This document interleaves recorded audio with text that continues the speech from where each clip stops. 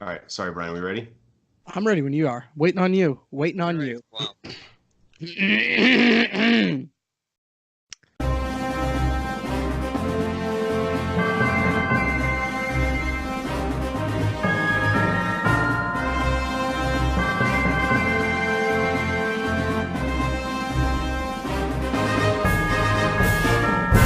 Playing football in West Canaan might be the opportunity of a lifetime, but I don't want your life.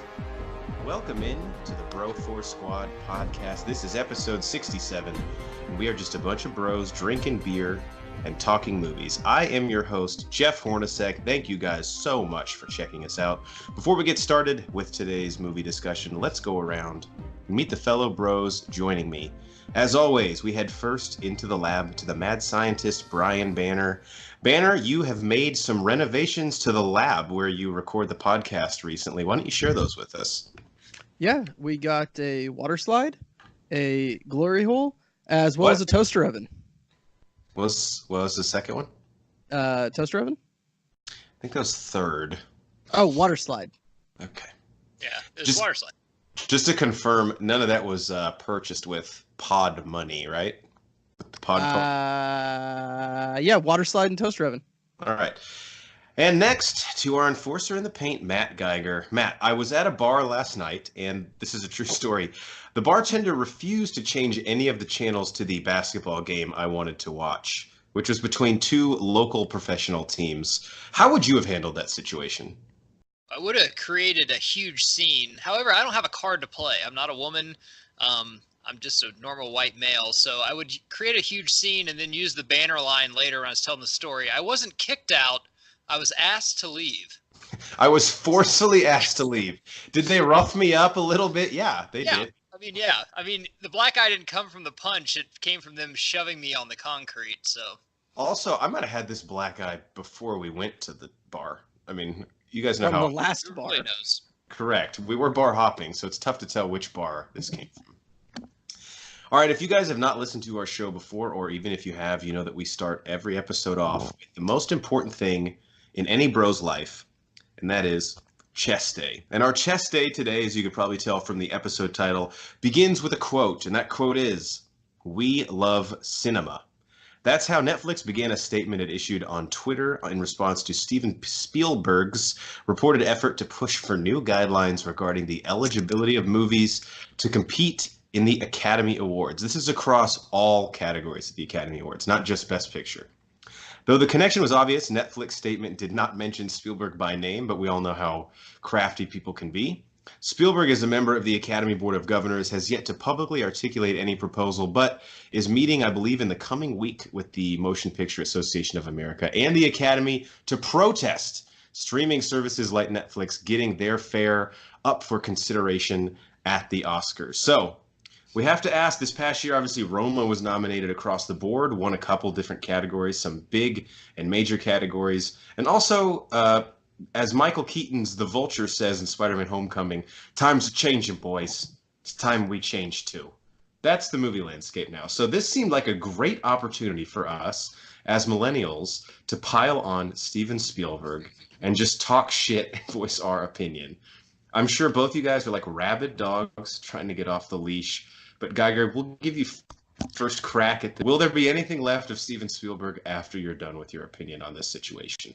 So Spielberg could just kind of lower his voice a little bit and stop screaming at the kids on his lawn, because that's how he sounds right now. The old guy, get off my lawn. And honestly, it sounds kind of like, say this is the Grammys and John Denver says, well, they need to have a real record, not just post it online at midnight. That's just the way the fucking times are. And especially if you look at Netflix right now, this is March. Triple Frontier's coming out, directed by Ben Affleck. The Irishman's going to come out soon, which has De Niro, Pesci. Yeah, I mean, it's directed by Scorsese. And then, we just had Velvet Buzzsaw. Velvet Buzzsaw. The Dirt's coming out, the Motley Crue movie, which I think will be a cult classic. Dude, that's in March, and these are the movies I'm excited for. Not one of them are fucking coming out in theaters. This is just the way of the world. This is the evolution of everything in life. I don't care what it is, if it's business, if it's, you used to go to mini malls, now you shop Amazon. You used to listen to record players. Now you just stream it on your fucking phone, and now everything is just coming to your Amazon Fire Stick or your laptop. This is just the way things go. And for him thinking that you have to have Hollywood, most of the fucking great musicians are coming off YouTube now. They're not being found by fucking executives that don't know the first thing or know how to tune a guitar. This is just the evolution of it. He sounds fucking old. He doesn't know what the fuck he's talking about. And go watch a Netflix movie. The last 3 movies I've seen that have been fantastic came from fucking Netflix. Velvet Buzzsaw was a great movie. I just started watching Triple Frontier. It looks like it's fucking fantastic. Haven't got all the way through it. The Dirt is my most anticipated movie this month, period. And fucking a Jordan Peele movie's coming out in theaters, and I cannot wait for The Dirt. Netflix is taking over the fucking world. You need to get on board, Spielberg, or you can just be left behind in the dust. The issue I have with this, he was fine being an industry disruptor when it was him doing it. You know, with all the technological advances he made with Jurassic Park and E.T. and Close Encounters and all that stuff. But now that he's not the one spurring on the change in the industry, it just comes across, like you said, as like old man yelling at the cloud. Like, what do you, and Banner, maybe you know the answer to this. What is legitimately his argument? He was trying to claim that they're TV movies now, but that's not what the streaming service is. They have just as high budgets, the same actors. It's only the distribution platform for them. So what the hell is even the argument aside from the fact that he doesn't have a deal right now with the streaming service? Yeah, I have no idea what his argument is, other than because the only difference, like you said, is the distribution service. I mean, look, I think on this pod, I probably love Spielberg more than anybody, but that's all of his old stuff: Jaws, Jurassic Park, E.T., stuff like that. Like, let's be honest, what was the last Spielberg movie that you guys saw that was actually pretty good? Depending how you feel about Bridge of Spies, that was his last like Oscar nom. He's mad that The Post, which was so desperate and craving Oscar attention, didn't get it. But you could have put that on whatever streaming service you wanted, and it still would have been a pathetic like pitch to get nominated for an Oscar. Yeah, it would have been the exact same thing. I mean, even Indiana Jones. You guys know I'm a huge fucking fan of that movie, and it's just, I mean, well, I don't understand what his problem is. He thinks Hook is bad. Like, he's been on record saying that I think Hook was one of my worst movies. That's how out of touch he is with our generation. And basically, when you attack Netflix, you're attacking our generation and even younger. Yeah, that was still 25 years ago. Hook came out in 91. Here's what I'll say. I'll tell you what, man. And he's got nothing relevant right now going on, so he's making this crazy ploy and be like, oh no, because people pay a monthly subscription and Netflix is making a shit ton of money and I don't know how to make a good movie anymore and relate to these millennial kids that I need to become relevant again. The main issue here, as far as I see it, is that whether it, like, okay, so the Oscars have a huge like publicity issue right now in terms of optics, right? Their previous years, they would become less and less accessible to fans, meaning the movies that they're playing are less and less mainstream and relatable than have ever been before. I've looked back at some of these old Best Picture winners, The Departed, Gladiator, like movies that we all fucking saw. Right. Movies that we saw in the theaters and love, not the days of like The Artist and these obscure films that are harder and harder to find and get in touch with because they're playing at your local indie theater. So Spielberg wants to limit the exposure and the basically handcuff people and how they have to go see these movies. I don't know if you've been to a movie theater recently for a not tentpole film, like a superhero movie in the middle of the summer or a Star Wars film, but there's no one there, dude. Like no one is paying to go see the wife on a Thursday night at 7 p.m. It just doesn't happen. Let's take it on this side, Jeff. Let's have someone actually take Spielberg's side. I'll do that. So I always say be careful what you wish for because it might fucking come true. So Netflix won't be part of the Oscars at all. So then Netflix will get their own Oscars on the streaming service where it's like a beer drinking party and it's movies everyone's actually seen. Sign me the fuck up. You can watch it right there. You already fucking stream it. So you can watch it before you watch the fucking award show. Everyone's going to watch that. Instead of the fucking Oscars, though, please vote for my fucking party Oscars that everyone is so fucking desperate on. So there's a category, and you've only seen one of the movies out of the 8. On Netflix, you're like, I've seen 5 of the 8 of these movies, and guess what? All of them are free because I already buy the fucking service. I'm going to watch the 3 before I go there. And what if Netflix incorporates a way? The Oscars are dead. What if Netflix incorporates a way that us, the users, can even vote online? I was just about to say, fuck having an academy or a board of regents or whatever. Just let the fucking fans vote. That would be a blast. It's March 13th, 2019 at 7:15 p.m. Central Time. We came up with this idea because they're going to take this idea because that's a fucking brilliant idea. That's Netflix genius, do dude. that. Because they have enough movies, enough TV shows that, and best actor, best supporting actress, best director. They could do their whole award shows, stream it online. That'd be fucking great. I'd watch that. That'd be I know, awesome. and if we can vote live and then the host shows up and that's how they announce it that night, that would be so fucking cool. They'd have a surprise host too every time. That'd be fucking great. They should do that. Yeah. So Spielberg, the other thing too that kind of makes me mad is I get Steven Spielberg has clout in the industry. He's a game changer. He's a legend. But why is the Academy even fucking listening to him? Like, what right does he have over any other director to say how the award should be? I mean, isn't that a conflict of interest if he's still making movies? Yeah. She is. I'll actually take Spielberg's side on this, or Spielberg has done enough for the industry over the years since the 70s or late 60s when he came out starting to direct. He at least deserves a chance to plead his case, which he hasn't done publicly, but he is a legend. They at least need to listen to what he has to say. Then they need to say, you're a fucking idiot. We're not going to do that. Because so what's he going to do if, and I'm hoping, especially with the public response, if the Academy says, dude, fuck off, we're not going to do that. Is he going to take his ball and go home and say that he doesn't want any of his films up for Academy Award consideration or something stupid? Because I could definitely see that. His films haven't been up for Academy Award consideration, at least not for Best Picture recently. Yeah, but what year was Bridge of Spies? 15, I think. About 3 or 4 years ago, probably. I mean, the thing is, he is one of the GOATs of all time. Trust me, Spielberg is. No one's questioning that.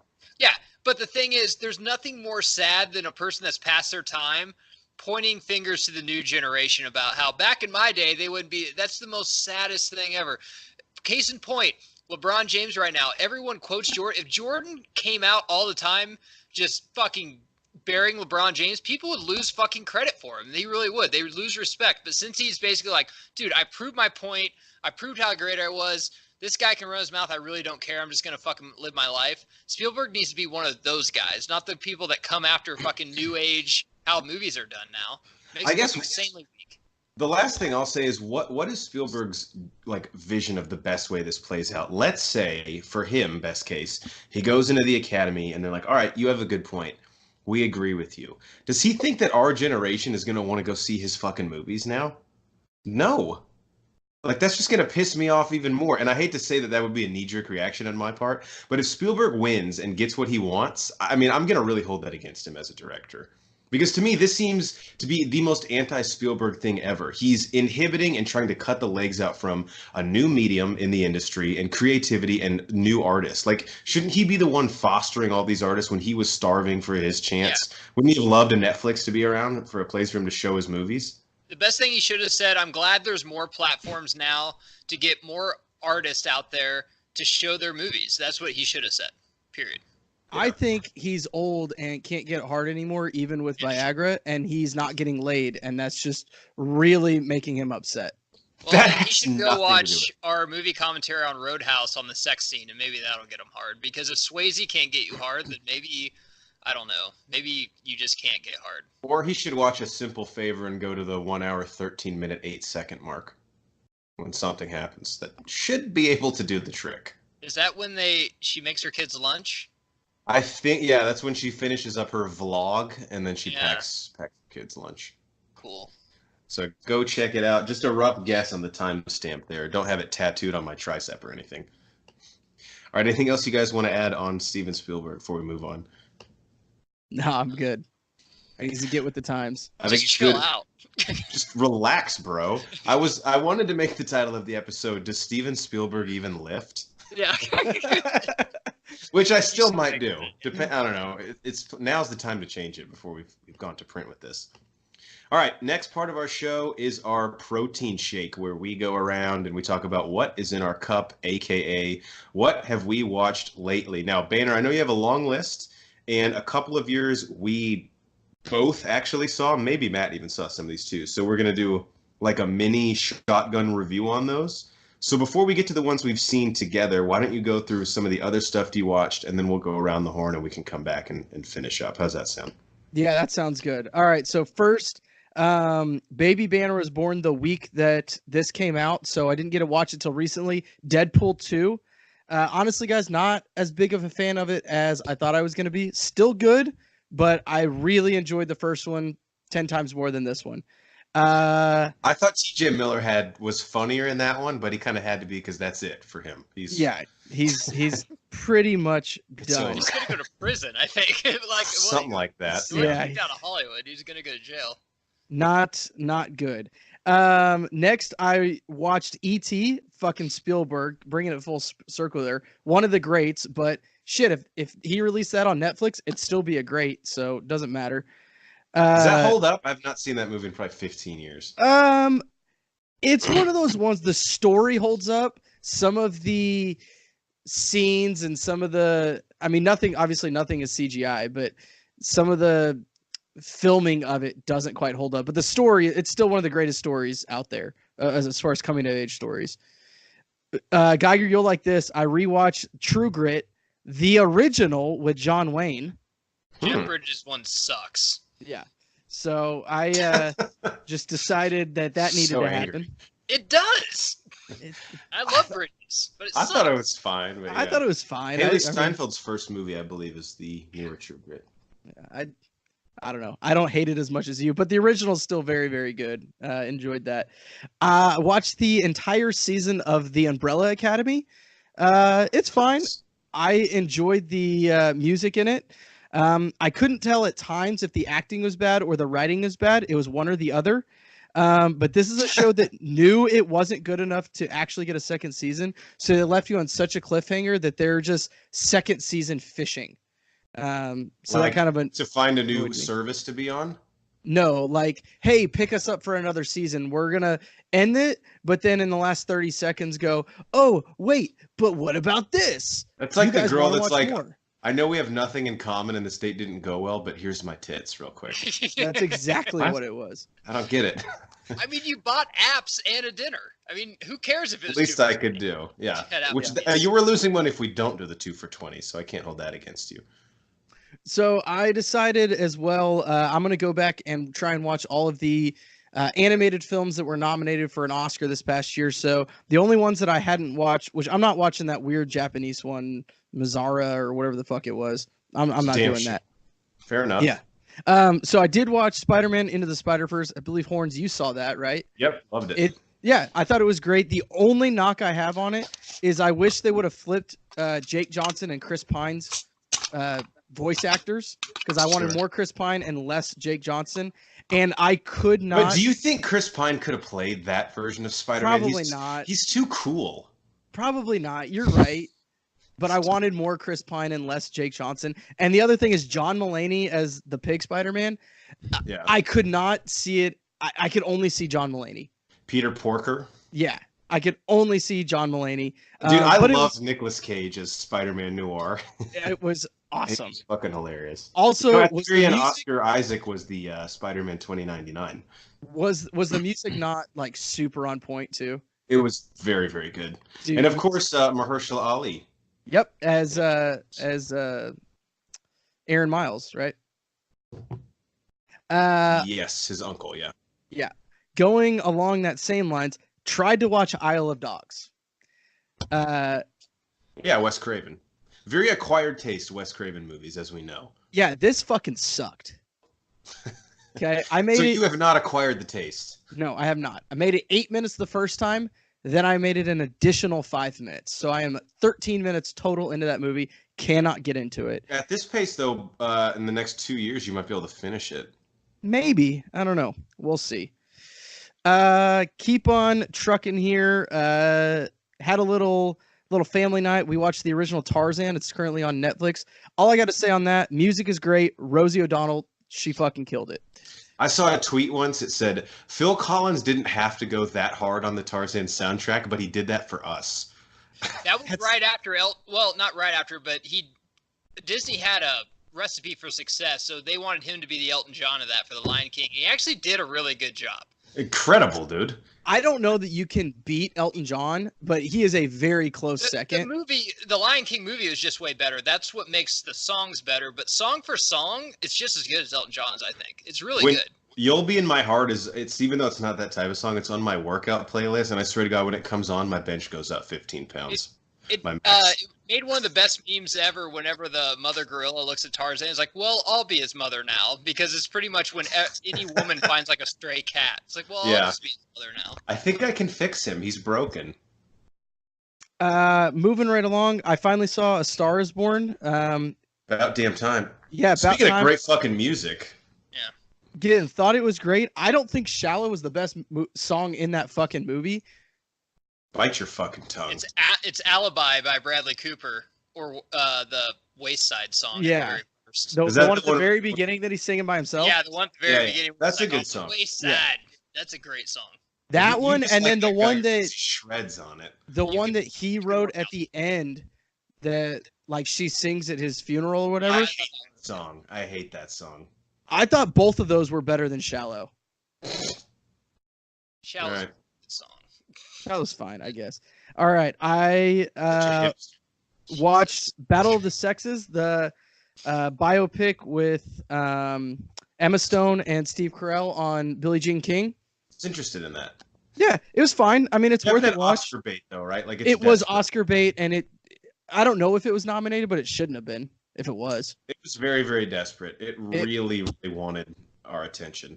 I will say it did what I wanted it to do. It taught me a story, or it taught me a part of history, something I didn't know going in. I knew coming out, and I'm a smarter person, which is still not a very smart person. That was weird to me because Steve Carell and Billie Jean King. Thurman is currently FaceTiming me. So we're in the middle of a podcast, Thurman. I'll call you later.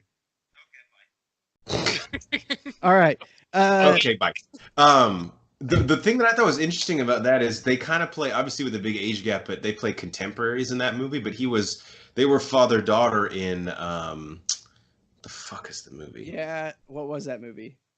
Another Oscar bait, if I don't remember. No, I love that movie with Ryan Gosling and Julianne Moore. Why can I not think of the name of that film? It'll come to you. Oh, with Steve Carell? Yeah. This is embarrassing. I love this film. Marissa Tomei is in it also. Yeah, I don't remember. It'll come to you. Vader, do you have anything else? Can you stall while I look it up? Yeah, I can keep. Oh, please. I'm only halfway through my list. Ocean's 8. It was fun. Moving along. Watch Tag as well. Guys, I recently discovered that HBO Go has a shit ton of these fucking movies on there. Yeah, Tag was everything you guys hyped it up to be. Tag was great. The comedy came back last year. That and Game Night, Super Troopers 2, Deadpool 2. Crazy Stupid Love. I was like, have you still not found... I was about to look it up. Have you still not found the title? Yeah, Crazy Stupid Love. I was trying to double dutch, wait for the right time to jump in. Speaking of Super Troopers 2, Super Troopers and Super Troopers 2 both were watched by me. Call me crazy. Christ. I think I like Super Troopers 2 better. Watch them back to back. Geiger had a blast with Super Troopers 2. The first 5 minutes is really rough. I'm not a Super Troopers. I don't carry the banner at all.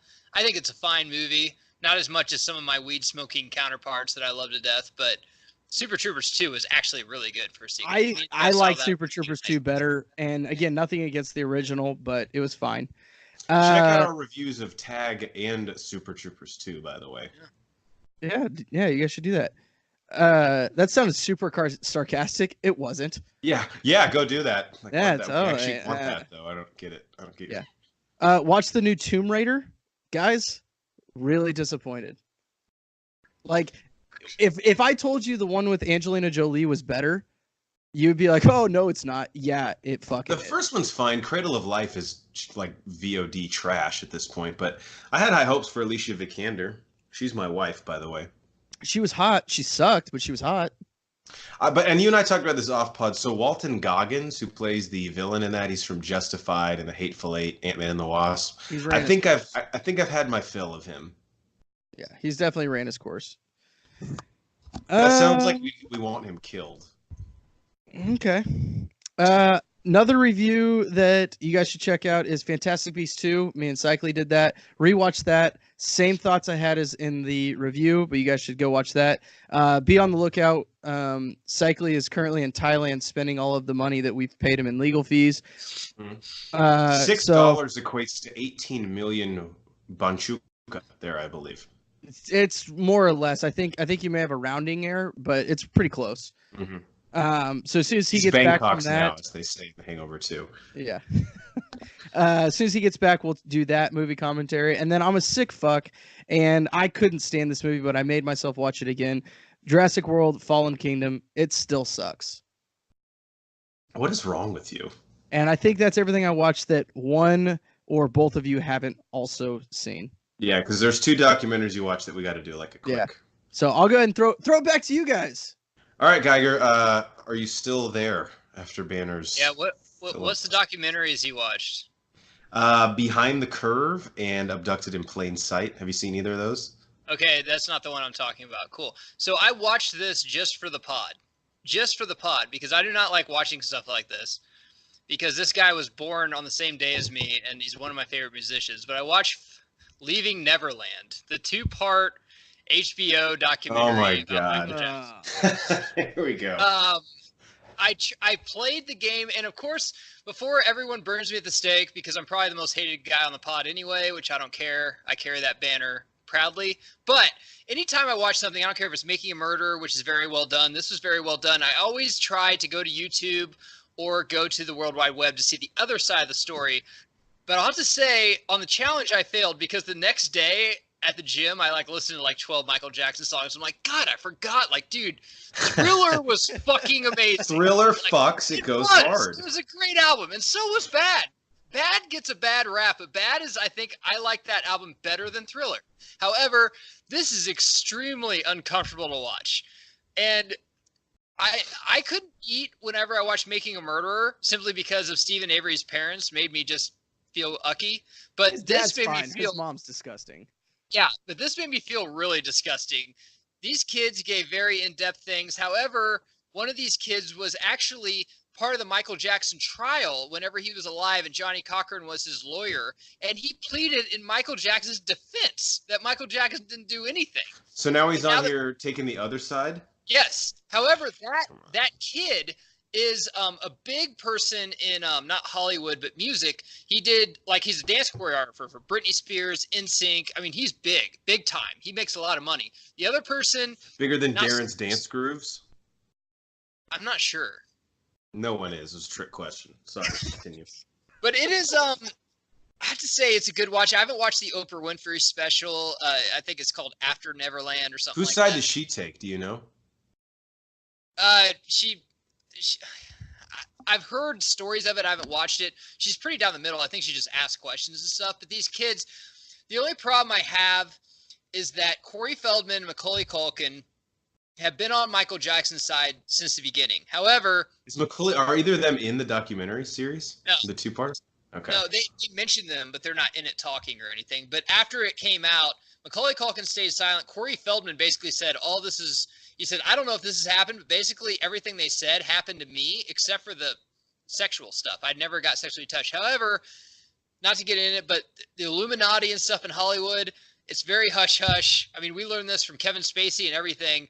You kind of do stuff to get into Hollywood and don't ever fucking say, I mean, you're into Hollywood, and is Macaulay Culkin and Corey Feldman really the hill you want to die on? Do you really believe what they have to say? I mean, let's be honest. They're not the most credible sources. Very entertaining watch, though, and very, very disturbing. I mean, Michael Jackson had sound, if someone would walk down the hallway by his bedroom or motion sensors, a light and a beam would go off, and he trained these kids once that light and beam would go off to get dressed really quickly. That's just one of the things he would do. Jeez. It's very fucked up. And whenever I was watching it, my wife's out of town this week. I'm just like, this sucks. My wife's out of town. I don't even know if I can watch fucking porn tonight. I wanted to watch a sexy secretary get ramrodded, and I'm going to feel lucky doing it because I just watched this guy maybe rape kids. It sucked for me. It hurt me personally that week. Well, she's just trying to get a promotion, that secretary. I mean, she works really hard. It has nothing to do with sleeping with her boss, why she got that job. Yeah, you need to watch it because everyone's talking about it. It's all over the news. I mean, and the thing is, does it really surprise anyone? I mean, if you told me Michael Jackson raped kids, I would be like, yeah, probably. I mean, he's with kids all the fucking time. I'm not saying we accept it. We just acknowledge it as truth, you know? Yeah. What I don't like about all of this is okay, and even with Kevin Spacey to an extent, I'm going to sound like a horrible person. It sounds like I'm defending him because I'm not defending what they did. What they did in their personal lives is really fucked up and nobody likes it. But did he still make great music? Yeah. Do we still enjoy it today? Yeah. Just do we agree with his personal choices? Fuck no. That's some weird fucking shit. Because Banner, this brings up another question. If I listen to Michael Jackson, am I supporting pedophiles? Absolutely not. No. I don't give a. Just like Tiger, I like Tiger Woods. Am I supporting cheating on my wife? Absolutely not. I just like to watch him play golf. And that brings up a bigger question, because a lot of radio stations are taking his music off, saying we'll never play him again. And I don't know about all that. I don't know if you should do that or not. However, I don't care if you. It's your radio station. You can do what you want. Now, when I'm paying for Spotify, if I want to listen to Michael Jackson, I'm going to fucking listen to Michael Jackson because I'm paying $12 a month. Do I think that child should be raped? Absolutely not. That's fucking disgusting. And I hope he's burning in hell, really. But God, he made some good music. If it's true. At this point, we don't know if it is. Right. And I wasn't there. I'm guessing it was. And I hate when people are like, well, he's in Hollywood. That's why he's covered up. That's bullshit. Just like your friend in high school is a little older and you can buy beer, but it's a douche. You just put up with him because he can buy beer. Like the big-titted slut chick, but she's nuts, but you put up with her because she's hot and she's slutty. Everyone gets a pass because of something they're good at. That's just fucking life. That's not because you're a pop star. Too true. Yeah, that's all I wanted to talk about. It's a very interesting watch. You should probably watch it. Did you check anything else out this past week? That's all I really wanted to talk about because I knew it'd lead to a huge discussion. Because it's like Banner said, should we stop listening to it? If I do listen to it, does that make me a bad person? No. No, other stuff makes you a bad person, not that. You should be able to listen to Thriller. Hey, Horns, before we get to you, I found a couple other things that I forgot I watched before you. Working Moms. Guys, if you have a small child, we'll say 18 months or younger, you guys need to check this out. It's about moms going back to work after having a child. Very relatable for people in that demographic. If you're not, it's fine. The Departed, we did a movie commentary on it. Check that out. Coming out soon for St. Patty's Day. And also, I watched Paddleton, which has Mark Duplass and Ray Romano in it. Basically about somebody choosing death with dignity and him and his friend going through that process together. Kind of sad, kind of morbid, but it's a movie, not a show, right? Paddleton. It's a movie. How was Romano? Because I think he can act. He was fan-fucking-tastic. Absolutely fantastic. This is one of those movies that it's not going to get Oscar nomination consideration, but it needs like okay, if being Oscar nominated is the NCAA tournament, and then you have the NIT, this is definitely like a 4 seed, maybe a 3 seed in the NIT tournament. What a great analogy. Duplass is a very creepy actor, but he's got some hidden talent too. He was fantastic in this too. And for a movie where it's an hour and I think like 35 minutes, I would say an hour and 20 of that is just the two of them. It's really good.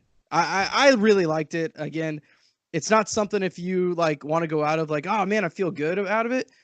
Yeah, you probably shouldn't watch this then. But other than that, it was really good. I'm interested. Paddleton, right? Paddleton, yep. On Netflix. Netflix original. Fuck you, Spielberg. Well, so Spielberg's already not a fan of that, yeah. All right, I'll get through the few. I didn't watch much aside from what we want to talk about. So this is a longer protein shake than previously, but the best is yet to come, I assure you, if you're at home. I watched a show called Russian Doll on Netflix. I don't know if either of you guys have heard of this. So Natasha Lyonne is in it. This is super weird that I watched this, but the premise had me intrigued. So Natasha Lyonne is Tara Reid's best friend in the American Pie movies. I really have not liked her in anything or seen her in much. Is that the chick that's in Orange is the New Black also? Yes, it is. Okay. And I'll be honest, I didn't really like her in this show either. But it was written and executive produced by Amy Poehler. And the concept of the show is, and it's 8 episodes, 30 minutes each. So Banner, you can watch that in like 45 minutes, the whole season somehow. Yeah, but the premise give me 10 minutes. It's kind of like a dark comedy take on Groundhog Day, where she plays someone who keeps dying and relives the same day over and over. And she's trying to figure out why this is happening. to her, and the premise is really cool. That's what had me hooked, but they don't really do much with it. Like I feel like there was a lot of potential there, especially in episode 3 when they introduce this other really cool twist that I won't spoil for anyone. But by episode 3, there's like a really cool element that they introduced that I liked.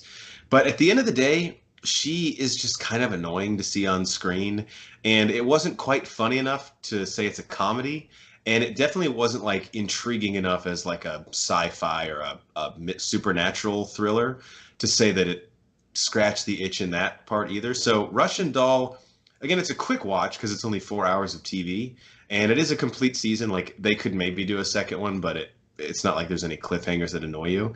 I would say maybe check it out. If by episode 3, if the element they introduced doesn't have you intrigued, then don't continue, would be my advice. So that's Russian Doll.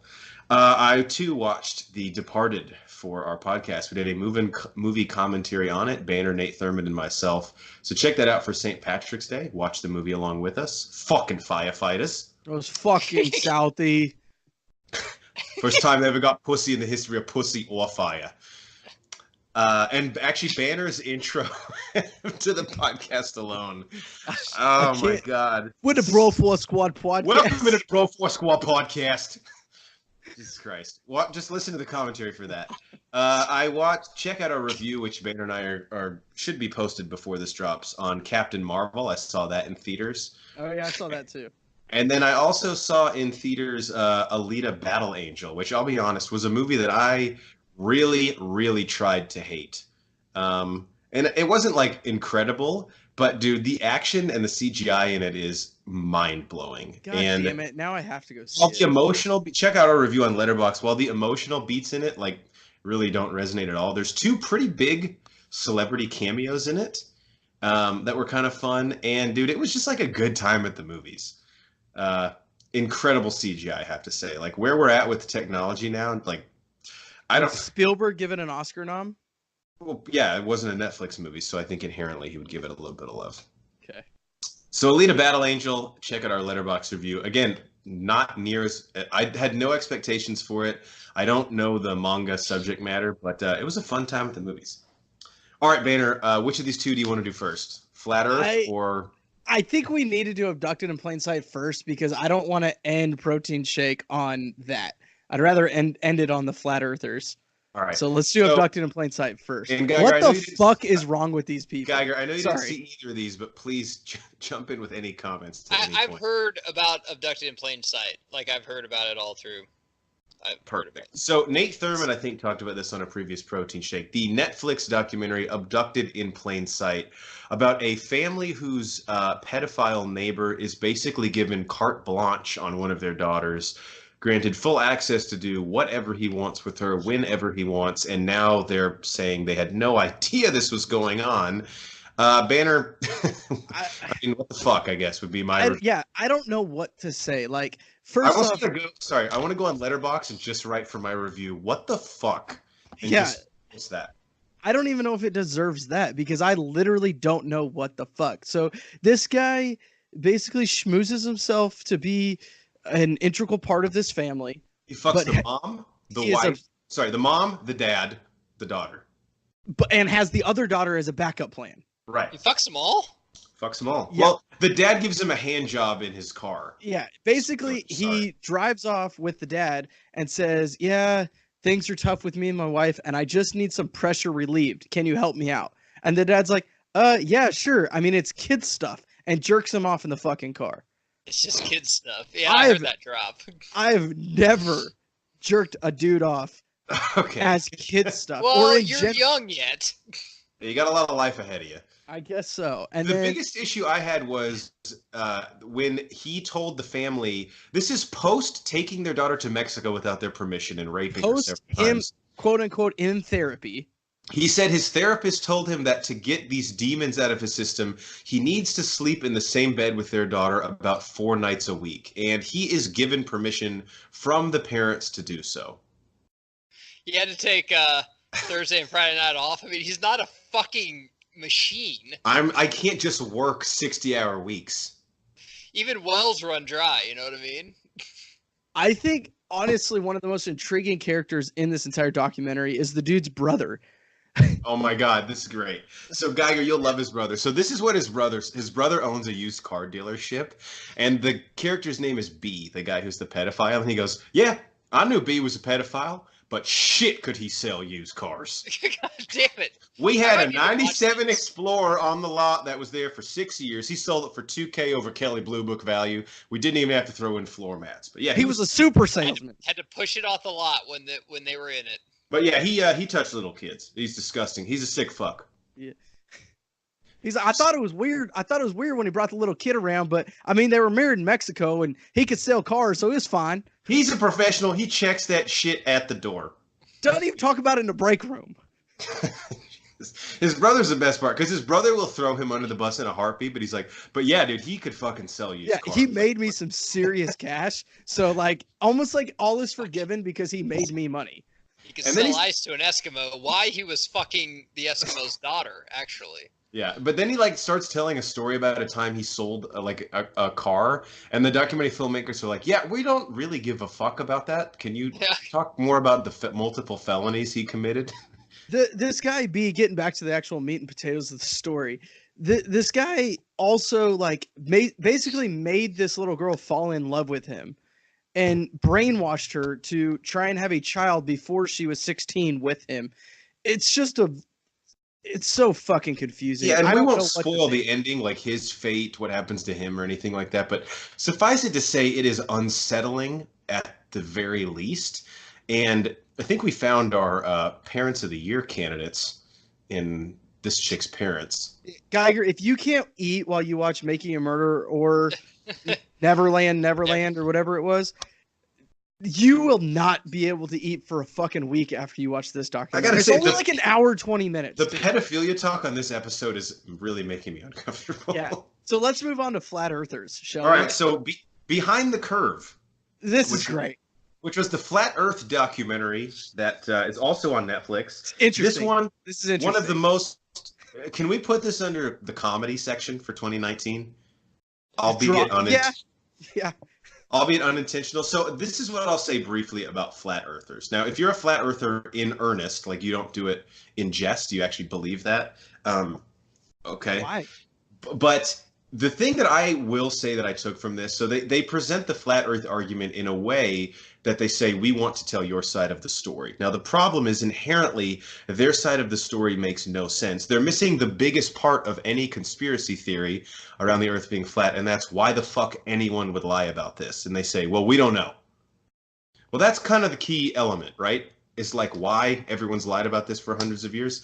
But the thing that I will say about flat earthers, there's a moment in the middle of the movie where some of the flat earthers pretty much admit that the reason they're a part of this group is they've kind of been socially ostracized their whole lives, didn't have many friends, weren't invited to many parties. And this is basically for the most part, a harmless way for them to meet, I guess you could say, like-minded people in a safe setting where they basically feel like they're a part of something bigger than them. And that was the point where I turned to my fiance and said, you know what, if that's what this is about, then I'm okay with it. But it's when they actually start saying that because a light in the Aeronautics Museum in Houston is not functioning anymore, that NASA's lying to us. That's where I have to take a little bit of issue with it. Yeah, I honestly really enjoyed this documentary, not because of the content, but most documentaries clearly take one side. They only, even Making a Murder, like that was the problem with the first season, is it was very one-sided. Right. And then they tried to correct that in the second season because they're like, oh shit, people figured out that we only told one side of the story.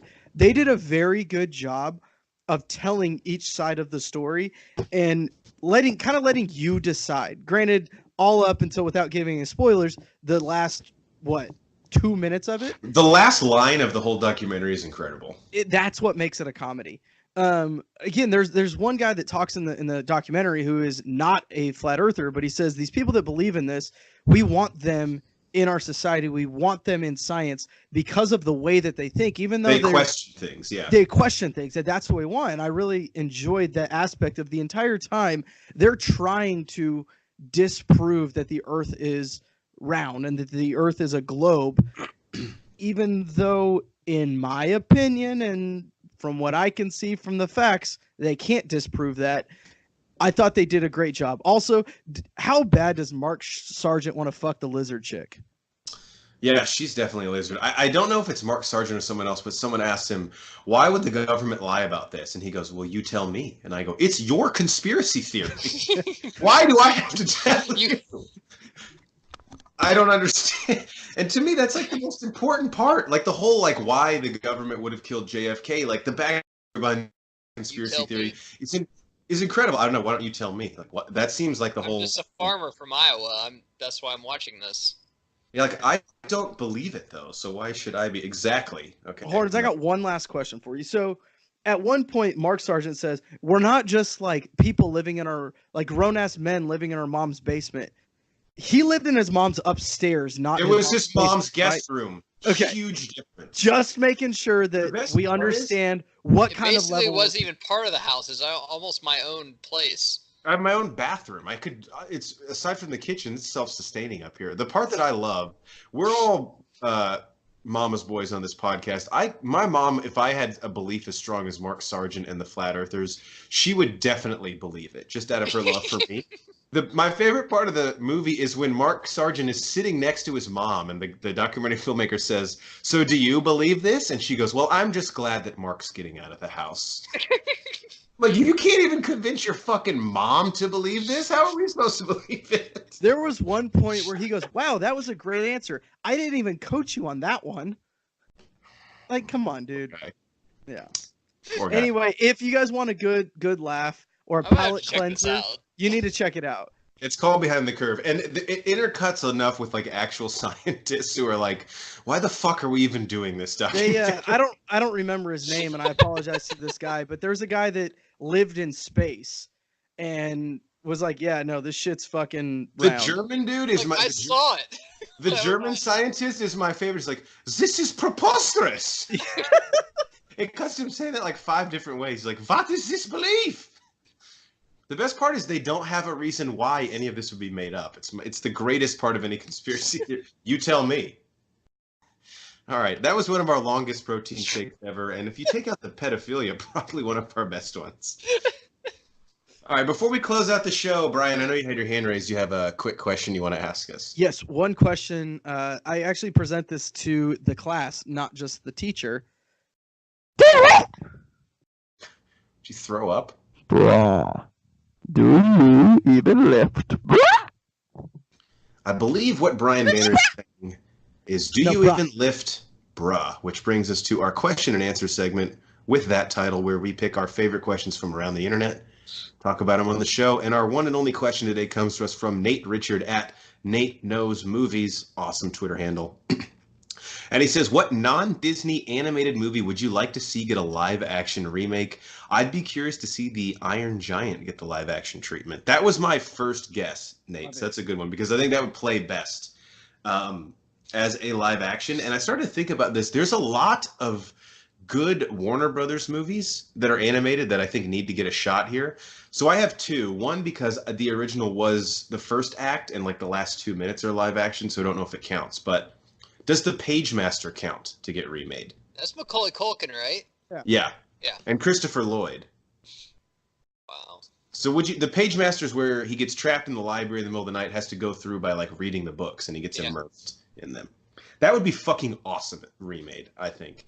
And then the other one, fuck yeah. Yeah, I'm there opening night. The other one is The Brave Little Toaster. Love it. The first one, the original. Great coming-of-age story about a toaster. Blanky was one of my favorite animated characters of my life growing up. I think that would be awesome to see. And it is. You have him tattooed on your ass. I told you that in confidence. It was a confession. So those are. You told me in confidence. Those are my 2, and I don't know how this process works. Like, are those IPs still under the same studio umbrella? Because someone else needs to keep Disney honest and keep them competitive. We need some other fucking live-action remakes of cartoons, because I'm worried about the I have different reservations about all 3 Disney live-action remakes we're getting this year. So someone needs to keep them hungry, I would say. Geiger, how about you? What do you got? So a Sega game is technically a live-action remake, right? Definitely. Did you guys play Burger Man? I don't remember that game. Neither of you guys did? Oh. Wow. Okay, so he's like a custodian at this I'm in. Burger I'm Man? already in. at this big corporation, and they're doing like they're dumping bad shit or whatever. And he's also like what's the guy with the plunger that fixes Mario? toilet? Yeah. So he does that too, but he's also a How the superhero. fuck do you not know who Mario is? Oh, I think he meant plumber, like with the name. Plumber. Yeah, plumber. Yeah. So he's like a plumber at this big corporation, and they're doing a bunch of illegal dumping, and he figures out, but he's a superhero, and he like flings burgers and farts on people and stuff. I want Seth Rogen to do it. Of course, be rated R. I can't believe none of you guys played that. I played that on Sega a ton. I'm Google it, fucking or we can link it below, like the YouTube of like the intro Burger Man. But it was a fucking awesome Sega game. Damn. You could Burger fling Man. burgers and like fart on people. Can we get it rated R, please? That's what I said. We need has to Seth be. Rogen to do it and rated R. But Yeah. yeah, live action. Banner, how about you? That's a All tough right. top. I've got 3, and I think we've actually talked about this one off pod. I want a live action Son of Batman. Rated R. Oh, so you're doing like DC animated? No, just that one. That's the only one that I've Okay. got. I think that one would be great. Yeah, check out our review of Son of Batman. Actually, one of the first we ever did on the Wow, podcast. totally forgot we did that. Next, I think we do a live action How to Train Your Dragon. Okay. It's just so recent that like the novelty of it, like, oh, this is cool to see. Like, we just saw it. I agree. I picked low hanging fruit with those. I mean, I They think it are would pretty play good. well, but yeah, it's still a good And Horns, I know you're a big fan of this one. What about Rise of the Guardians? one. Oh yeah. In fact, if they could even get that same cast, I mean, that's an expensive cast. It's an expensive cast to actually get cast, but I Dude, agree. Hugh Jackman and Chris Pine alone would have my ass in the theaters. Yeah, but those 3 were the 3 that real quickly came to my mind. I'm not gonna lie, I forgot to check out the show notes until like 4 minutes before we came on pod. So those are the 3 that came to me while we were talking about pedophilia. Okay, well, don't apologize to me. Apologize to Nate. So, thank you for the I'm question, sorry, Nate. Great question though. It deserved more of my attention. All right, before we let the people go, anything you guys want to close with? Banner, to you first. No, I mean, I think Spielberg is past his prime. I think that. That's good. Yeah, I think that's it. He's past his prime. Geiger, how about you? It's just kid stuff. Jeez. And on that note, we have been the Bro Force Squad podcast. You tell me. For the mad scientist Brian Banner, the enforcer in the paint Matt Geiger, I'm the mayor Jeff Hornacek. Thank you guys so much for checking us out. Follow us on Twitter at Bro4Squad. Check out all of our reviews on letterboxd.com. Subscribe to us on iTunes, Spotify, and YouTube. Type in Bro Force Squad. That's 3 words there. And check out everything that we were doing, all of our content, our squad blog, and the Bro Force Squad Hall of Fame on Bro4Squad.com. Thank you guys, and we will catch you next time. Wow, Mom didn't even have to coach you on that one. He's a super salesman. He could move a shit ton of Chevy Tahoes. I will say that. That's really all that matters. Hey, money and sex sells.